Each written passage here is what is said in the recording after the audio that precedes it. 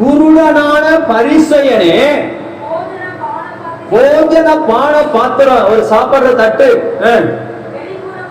இப்ப தட்டை என்ன பண்றோம், வெளிப்புறம் நல்லா சுத்தம் பண்றோம்.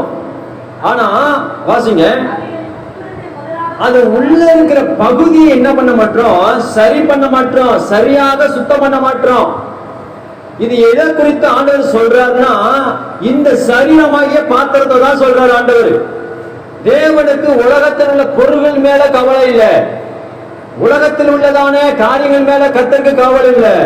தன்னால உண்டாக்கப்பட்ட மனித பாத்திரம் வெளிப்புறம் மட்டும்தான் நல்லா இருக்கு, உள்புறம் எப்படி இருக்குன்னா கசப்பு, வெறுப்பு, போட்டி, போராம எல்லாம் நிறைஞ்சு இருக்கிறது, அசுத்தங்கள் நிறைஞ்சு இருக்கிறது. வெளியில நம்ம நல்லவங்களை போல இருக்கிறோம், உள்ளுக்குள்ள ஏகப்பட்ட கசப்பை, வெறுப்ப வச்சிருக்கிறோம்.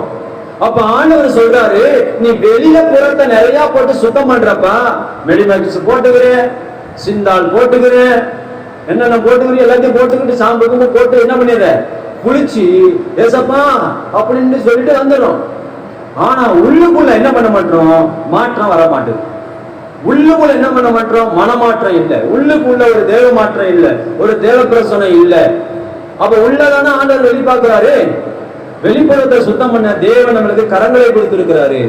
ஆனா ஆத்மாவை சுத்தம் பண்ணுவதற்கும், உள்ளான மனிதனை, உள்ளான மனுஷனை சுத்தம் பண்ணுவதற்கும் தேவ வசனம், வேத வசனம், சத்திய வசனத்தை நாம் அதிகமாய் வாசிக்கும் போது, தியானிக்கும் போது, ஒவ்வொரு வசனமும் உள்ளே போய் நம்ம ஆத்மாவை சுத்தமாக்கும், சீர்படுத்தும், நம்மளை பலப்படுத்தும், நம்மளை பரிசுத்தமாக்கும், நம்மளை நீதிமானாக்கும், நம்மளை பரிசுத்த வாட்டிய கர்த்தர் மாத்துவார்.